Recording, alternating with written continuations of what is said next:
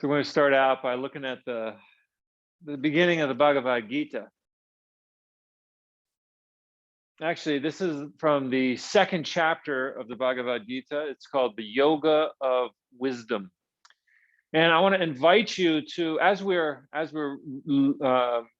hearing this, to consider what this chapter, the sections that I read here, might mean for you. What might these mean for you? So, of course, the Bhagavad Gita takes place on a battlefield.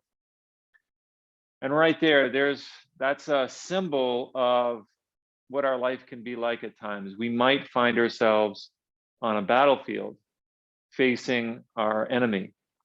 And I remember one teacher saying that if you think you don't have an enemy, you've got a lot more work to do.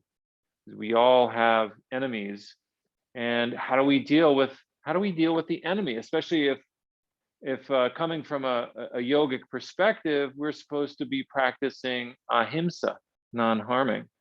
And this whole story is about a warrior whose job it is to fight to the death his enemies. So we may want to reflect right now, what might that mean for us? Who are our enemies, and what does it mean to fight? And how do we practice ahimsa, non-harming, in our particular life? And so Arjuna, the hero of the story, at the beginning of the story, is reluctant to fight because he has to fight against his own cousins, even though they did him wrong, him and his family, him and his brothers wrong. They did him very wrong. He's reluctant to fight against them. And he's lucky that his mentor is Krishna, who is the embodiment of the god Vishnu. And Krishna, he doesn't know that Krishna is actually in the form, is a god in the form of a human being. And Krishna is another form of Vishnu. When Krishna saw Arjuna overcome with sentiment, despondent, eyes blurred with tears of despair. So this is Arjuna. He doesn't want to fight the fight that he has to fight. The blessed Lord said, "From whence arises this shameful and cowardly dejection?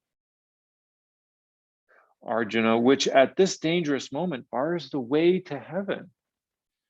Right? What does this mean for us, to bar the way to heaven? If Arjuna is feeling dejected, and Krishna is here encouraging him, telling him, don't be dejected. But we might want to reflect, have we ever felt dejected in our own life? Krishna seems to be, or maybe, I'm not sure, maybe he's suggesting that if we want to enter into paradise or enter into samadhi or enter into a sense of health and well-being, that we need to fight the fight. And what is that fight for us? Where are we? On what battlefield are we? This is taking place the moment before Arjuna is to fight, the moments before, and he's despondent. He's ready to cry. He's showing lots of weakness. And Krishna says, yield not to weakness. It does not suit you. Shake off this petty faint-heartedness. Stand up, scorcher of foes, wake up. So Krishna seems to be encouraging him to fight. And I feel like a lot of times I'm in the place of Arjuna. Maybe you can put yourself in Arjuna's shoes at times and think about, well, what does this mean? What does Krishna want me to do? Right? Arjuna struggles here. He says, "Oh Krishna, how can I ever fight with the venerable Bhishma and Drona, who are worthy of my worship?" So Arjuna is saying, because these are his relatives, his uncles and his grandfathers, and great uncles. He should be worshiping them, not trying to kill them. He's in a conflict here, conflicted mind. It would be better for me to live as a beggar than to kill these great souls who have been my teachers. Even if I were to kill them, my enjoyment of wealth and desires in this world would be stained with their blood. The sons of Drishtastra stand before us. I do not know which would be better, for us to kill them or them to kill us. If we slay them, we won't even want to live. All right. So let's just take a few moments to reflect on this story and maybe bring ourselves to the battlefield. What is the fight that we feel like giving up when we feel like giving up? Right? Can we muster our own inner strength, internal strength, and fight the fight and not make excuses? Oh, I'm supposed to be a certain way. We all have our battles to fight.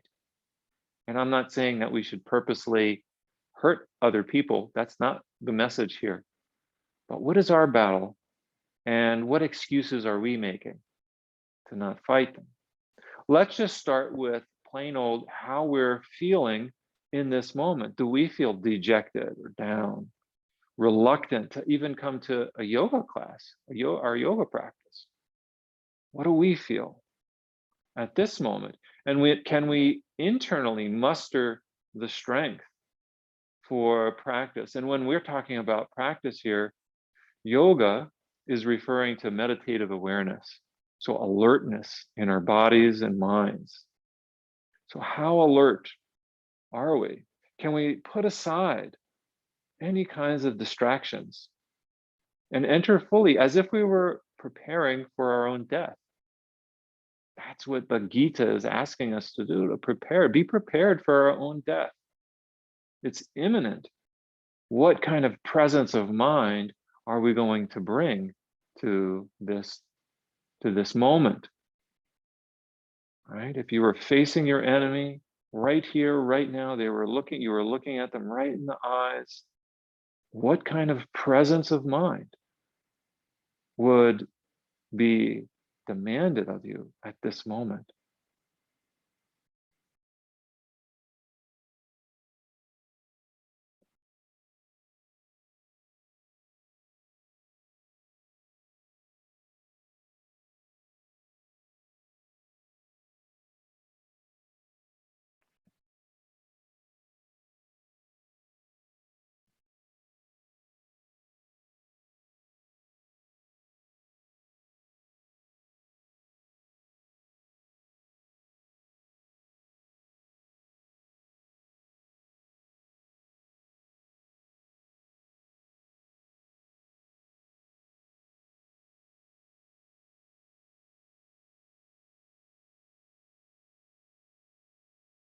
When we approach yoga from this particular angle, we can see that it's much more, there's more to it than just simply stretching our body, which is very important, but we also need to include the spiritual dimension and the mental, the psychological dimension as well.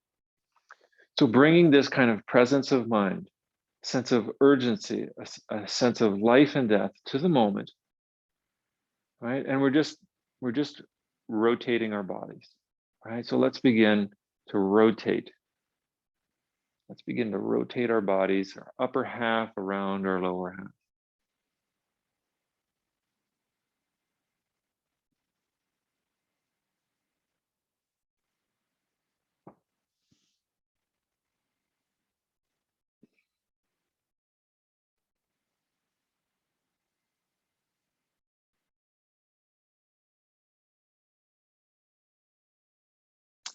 It's like yoga, hatha yoga is preparing us. It's preparing us for our own battles, right? It's good to warm up before your battles, to prepare your body and your mind.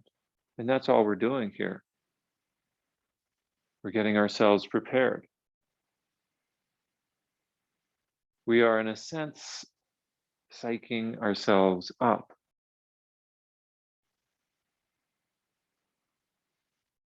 Right? So circling around in either direction, rotating around our hips in either direction, getting our low back limber, our legs limber.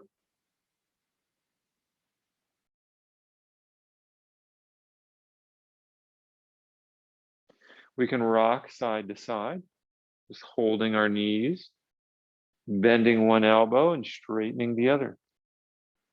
Bending one elbow and straightening the other, going side to side.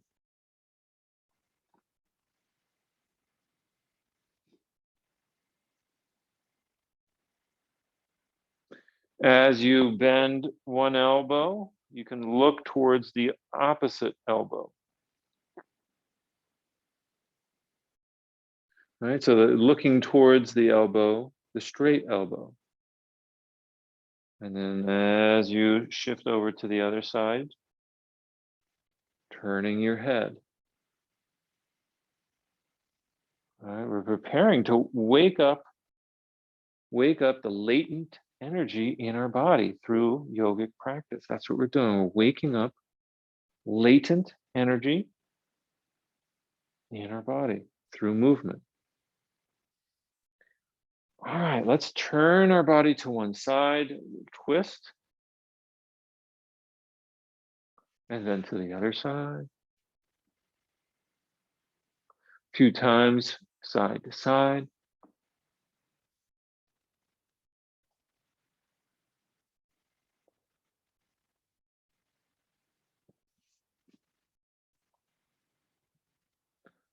Okay, and then stretching our legs out.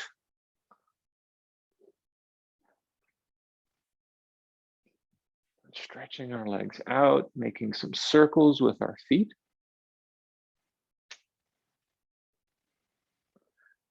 Right, in either direction, circle our feet and around our ankles.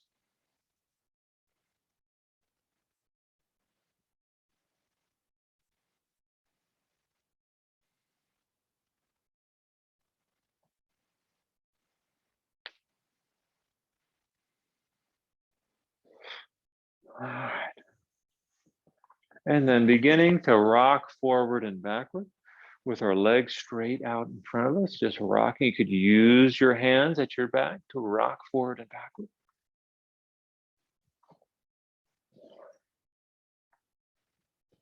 Feeling your legs, feeling your back as you rock forward and backward.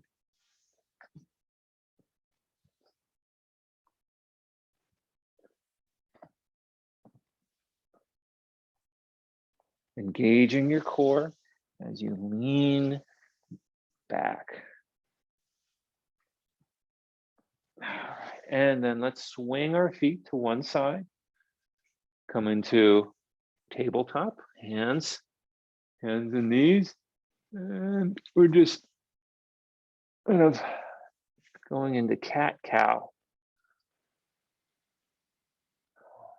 Cat-cow, continuing to warm up our body. And I'm going to turn off the visual effects now, so my body is not acting so weird.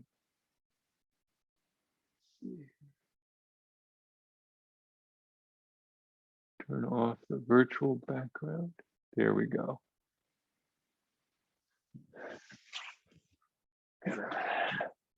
All right, so just some cat-cow.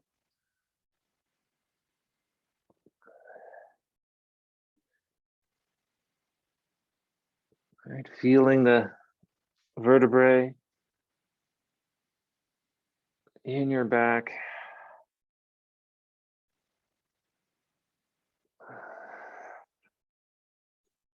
Remember, we are preparing our bodies to go into battle. It sounds like a strange thing, but that's what yoga is about. We all have our battles to fight. And when we have body that's prepared, just like a warrior prepares their body. We're preparing our body and our mind for our own struggles. Life is struggle, and we need these practices in order to help prepare us for them. All right, let's come into downward dog. I'm just shifting so that my head is towards the front of my mat.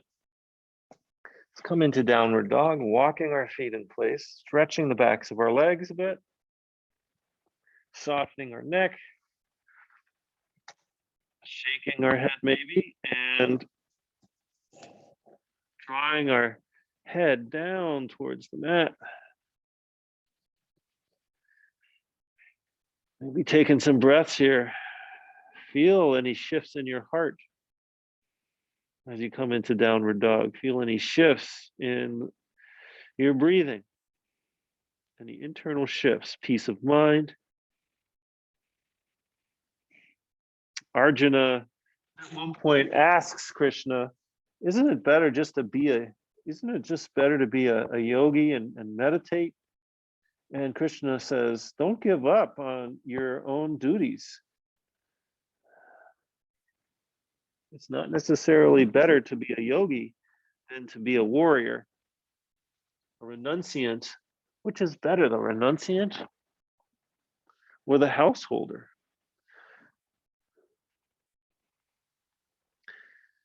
We have to ask ourselves, what is our place? What is our place in the world? What is our sacred duty? Forget about renunciance or whatever, and do our own duties as best we can with the ability, with the knowledge that we have. Okay, let's bring the feet to the hands, straightening the knees and extending straightening the elbows. Hands coming to the shins and straightening the elbows, straightening the knees, lengthening out the back. So we've got a kind of flat back. And then folding forward again. Lifting up halfway. Breathing in. And as you exhale, fold forward. Breathing in and lifting halfway. Breathing out and folding forward. And breathing in and lifting. Breathing out and folding forward. Continuing at your own pace, breathing in, lifting. And breathing out, folding forward. Breathing in, lifting up halfway. Breathing out, folding forward. Let's bend the knees, roll ourselves up to standing.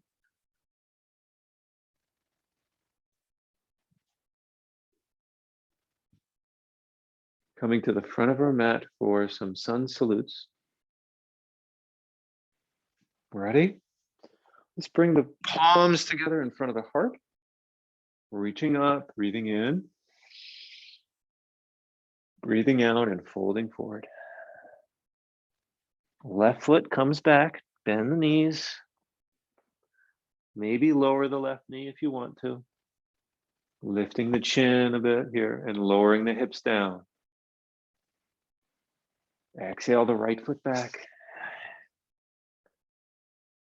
Really press the heels of the hands into the mat. The heels of the hands, straightening the elbows, strong through the shoulders and the upper arms. Bend the knees, come down, keep the elbows locked for a few seconds. Squeeze the elbows together, begin to bend them and come down. Exhale fully, uncurl the toes and squeeze the buttocks as you lift your head and shoulders off the mat. Engage your arms, press into the heels of the hands to lift back up. Downward dog. Left foot steps forward, inhale, and breathe at your own pace. Lifting your chin, lowering your hips down.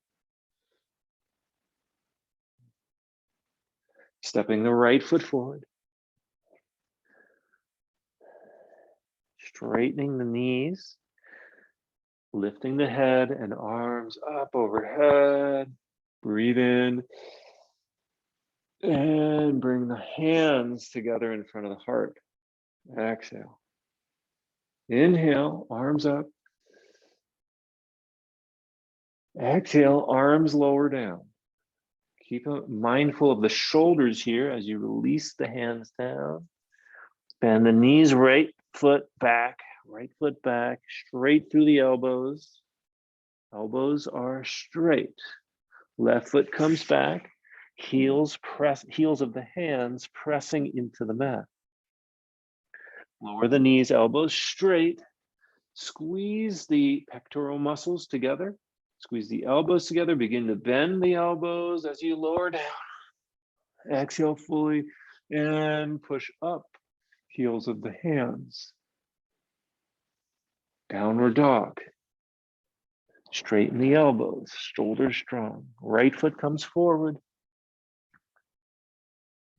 Try to bring it as close to the front of the mat as you can. Lifting the chin. Left foot comes forward.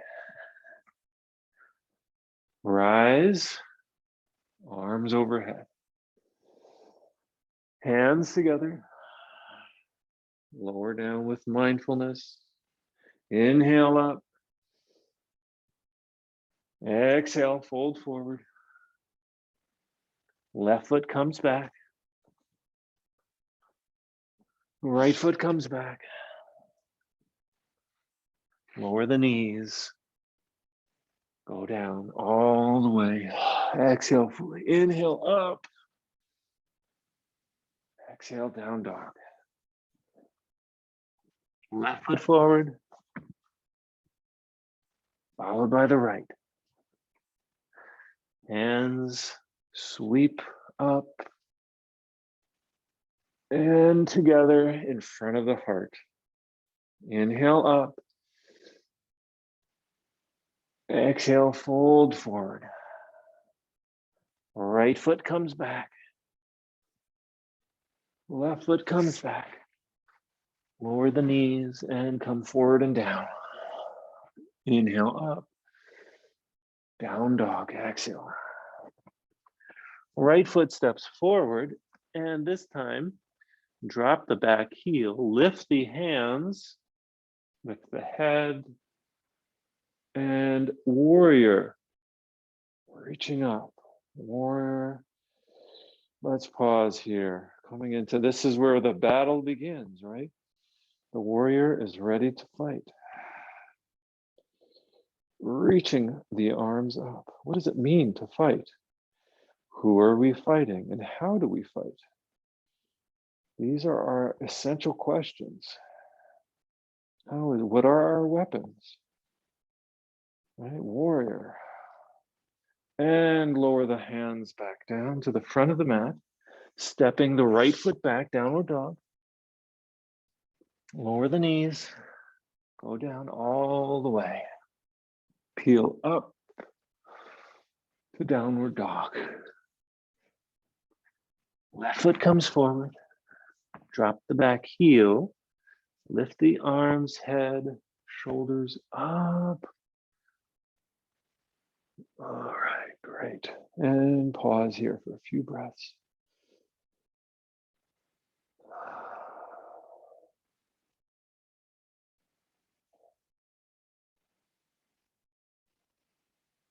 Let's lower the arms down, stepping the left foot back, downward dog. Lower the knees, come all the way down. Peel up to downward dog. Walking the feet forward to the hands, elevating the arms over the head. And hands together in front of the heart. let's take a few moments to rest. Come in the mountain, feel the body.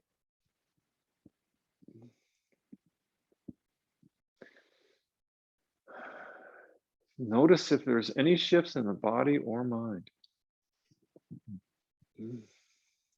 Warrior pose is in general has the qualities of instilling confidence. And that's really the attribute of the warrior, is a sense of confidence.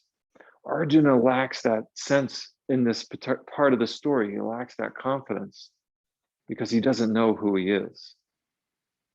And so our job is to, as we practice yoga, is to do these poses in a way that instill confidence in our mind and body. Okay, so we'll do another set of sun salutations with warrior pose, a little bit different version of warrior, and do warrior 2 instead of warrior 1. Let's begin by bringing the palms together in front of the heart. Inhale the arms up. And exhale, folding forward. Right foot steps back, lunge. Left foot steps back, down dog. Lower down all the way. Inhale up, down dog. Right foot steps forward and back heel drops, arms raised. This time coming over the legs. Arms are coming over the legs for warrior 2. Bending the right knee. Check the arms to make sure they're at about the same height.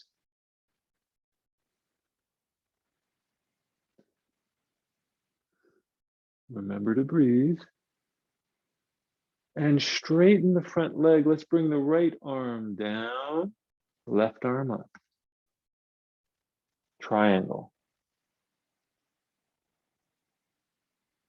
Right? Rotating the axis of the spine so that the sternum is moving towards the ceiling. Rotating towards the ceiling.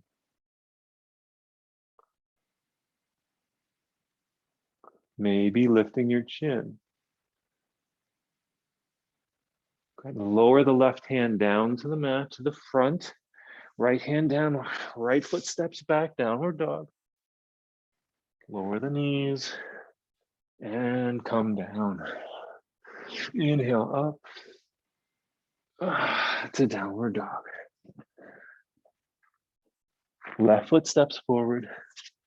Drop the back heel. Lift the arms in your own way. Make your way up to warrior 2. Right. Opening up the rib cage. Bending the front knee. Reaching the arms away from your center. Remember to breathe. Right. Straightening the front knee. The left hand comes down. Right hand comes up. Looking up towards your hand or the floor, either way. Lifting the chin, maybe rotating the spine so the sternum is rotating upwards towards the ceiling.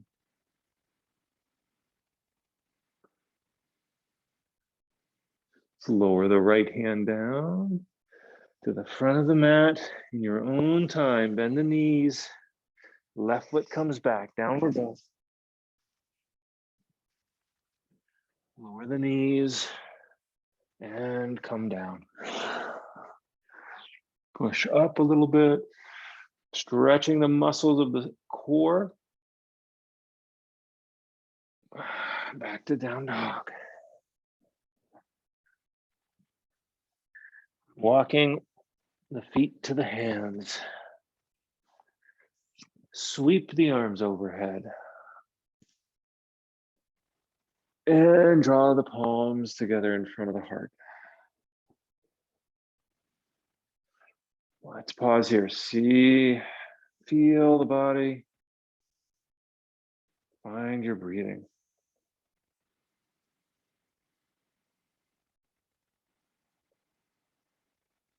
All right, we're going to try Warrior 3 now to half moon pose. So this one is a little bit tricky. You may want to have a chair close by to hold on to with your hand, or you could do it against the wall. If you have a chair, I'll show you how to do this with a chair.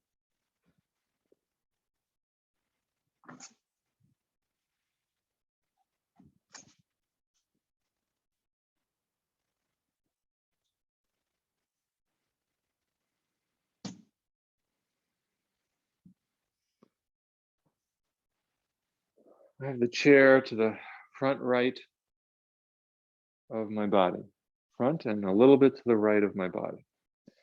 Stepping my right foot just a little bit behind the chair. The chair is still to the right. My left foot coming back behind me. Okay. Reaching my arms out like airplane wings and lifting off like an airplane. So a little bit of balance here. Now here's where the chair can come in. You can hold on to the chair, to the top of the chair or the bottom of the chair. As your head comes down and your left leg lifts up. Hold there.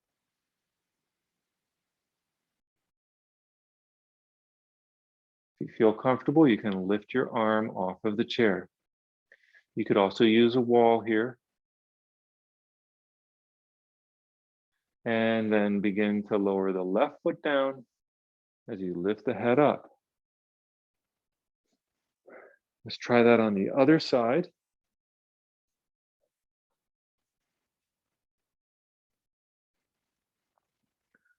And this time my left foot comes forward, right foot back, arms reaching out. Launch yourself off, head forward, back leg rises up.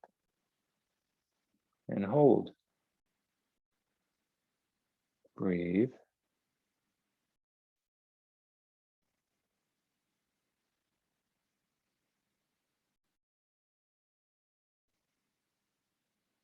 Okay, and then lower your foot, lift your head, rest. Requires some balance and presence of mind. Take the time to rest, let your body kind of feel that, feel the result, the karma of this action. You can close your eyes for a few moments. Let's try it with the opposite leg again, and this time we'll add in half moon.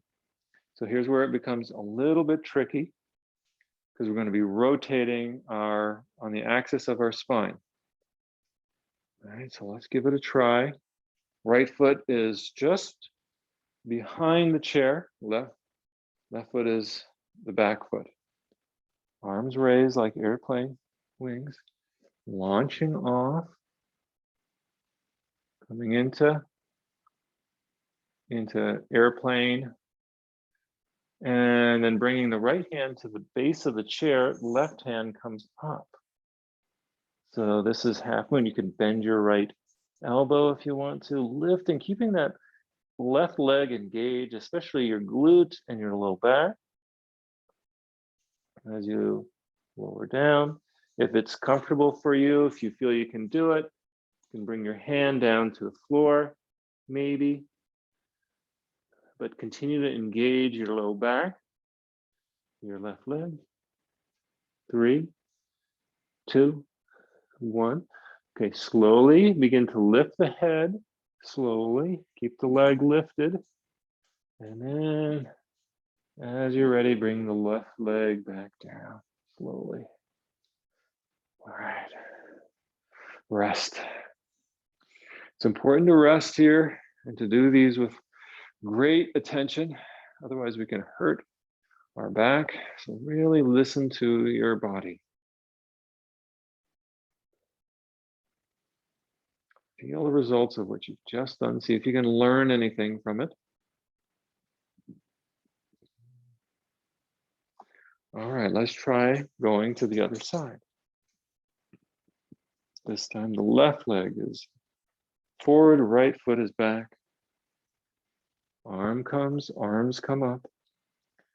Launch yourself off gently. Tilt the head forward. Right leg lifts. Breathe naturally.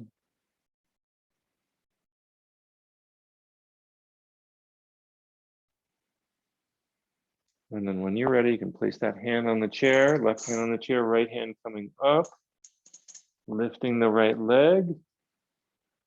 You can keep it here, or maybe lowering your hand to the mat. Lost my balance there, that's normal. We just do the best we can.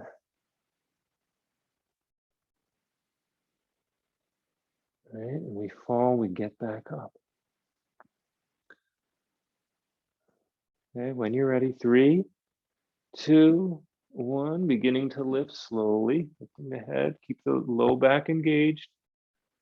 Slowly lifting the head and lowering the foot slowly. And back to standing. Rest the body.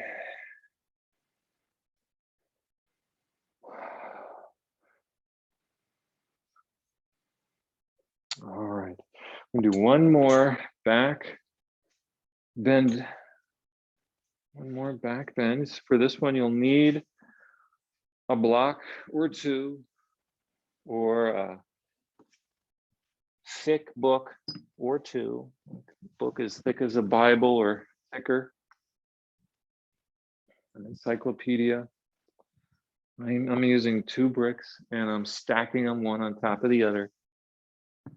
Kind of about a little bit lower than where I would put my shoulders on the mat. A little bit lower than where I would put my shoulders on the mat if I were laying on my back. So we're going to be transitioning onto our backs.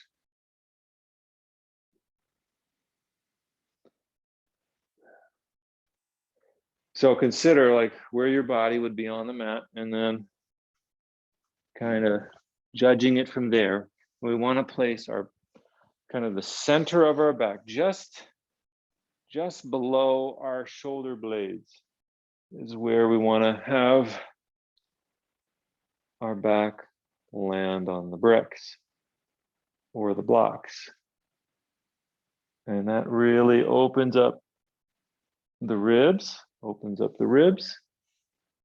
This might be really uncomfortable for your head. So if you have a cushion or something, you can put that underneath your head to support your neck, right? Or just lift your chin, let your top of your head come down. Again, you can always have a cushion right under your head to support you. You're welcome to stay here if you want, or reach your hands out over your head. And breathe.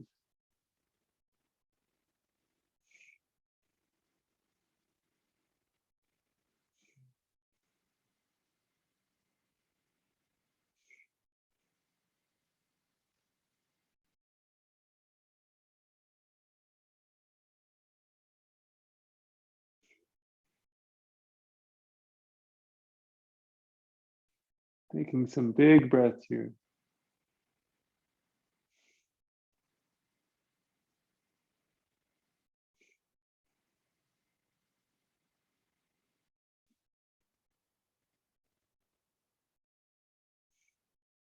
Feel your arms, feel your ribs. There shouldn't be any pain here.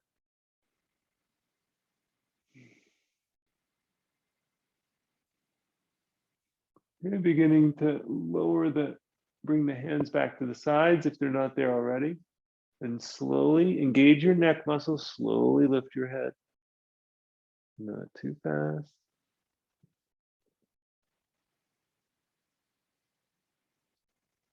Coming up to a half-seated position. Move your Move your props to the side if you're using them.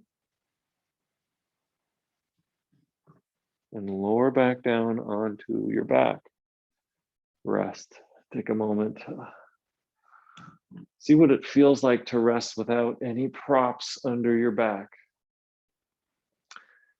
For those, you could, by the way, also use cushions to drape over cushions, like a thick, heavy cushion.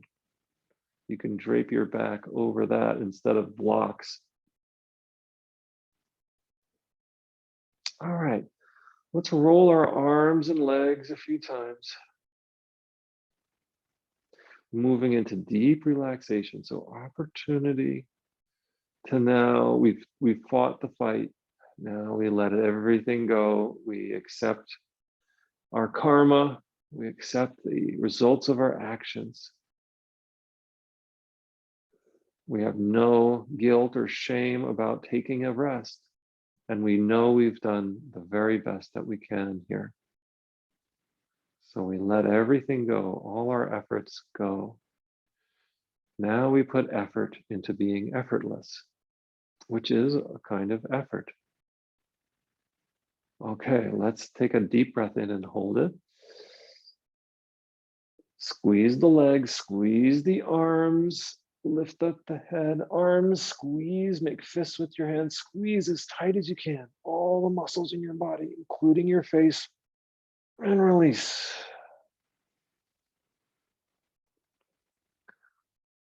Feel the change or shifts in the muscles as they begin to soften. Allow your breath to breathe naturally, softening the muscles throughout your body, wherever you feel a sense of dis-ease. See if you can soften those muscles around that area. Take special note of your forehead and soften the muscles there. Become like a sponge, sopping up water without any effort. It's just as it's the nature of the sponge to sop up water. It's our nature to absorb ease, to absorb a feeling of ease throughout our mind body. Let's do that for the next 5 minutes in silence.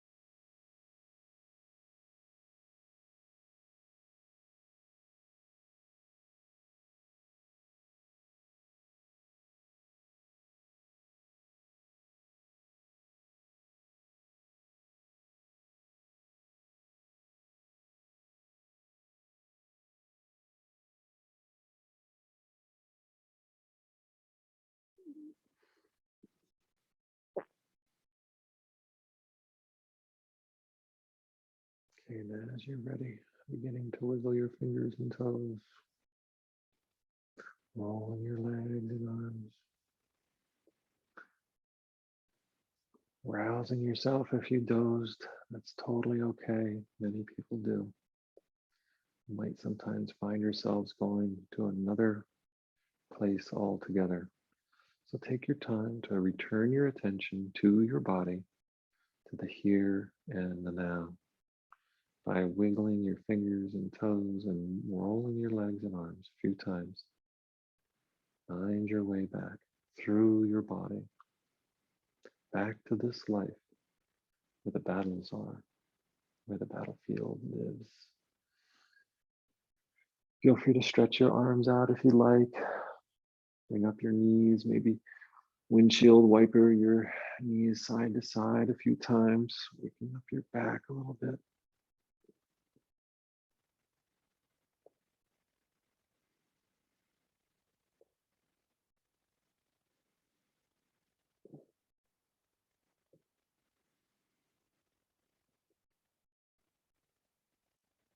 Okay, and then rolling to one side and stay on your side or move to a seated posture.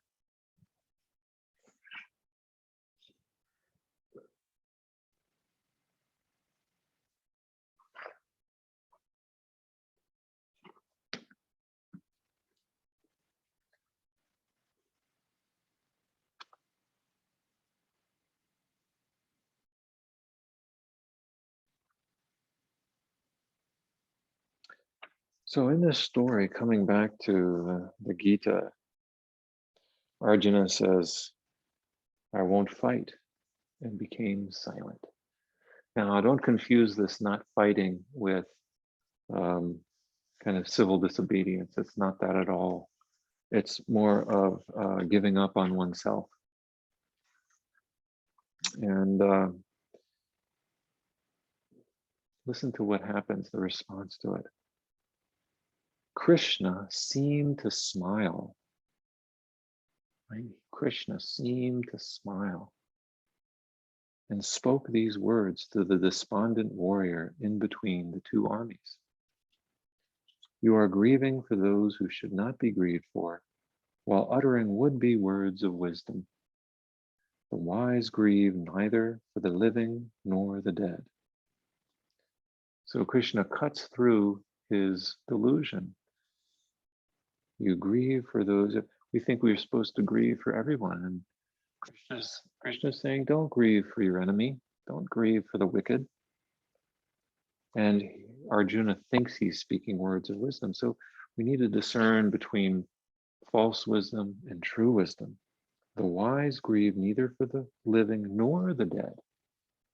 That's a hard homework assignment there, to live, to grieve neither for the living nor the dead, to live without grief.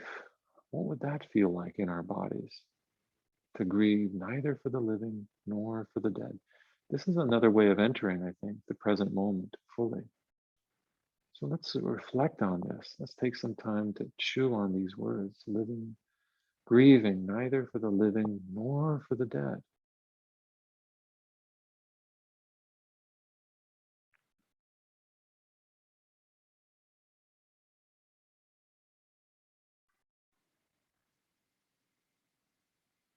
What does this mean to you, for you? How do you understand it? I don't have all the answers to this. What do you think it means?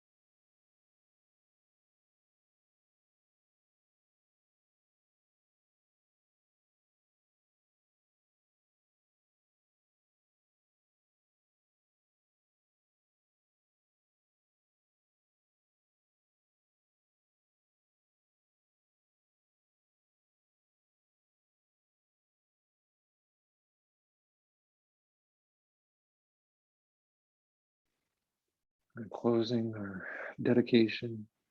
Loka samasta sukino bhavantu.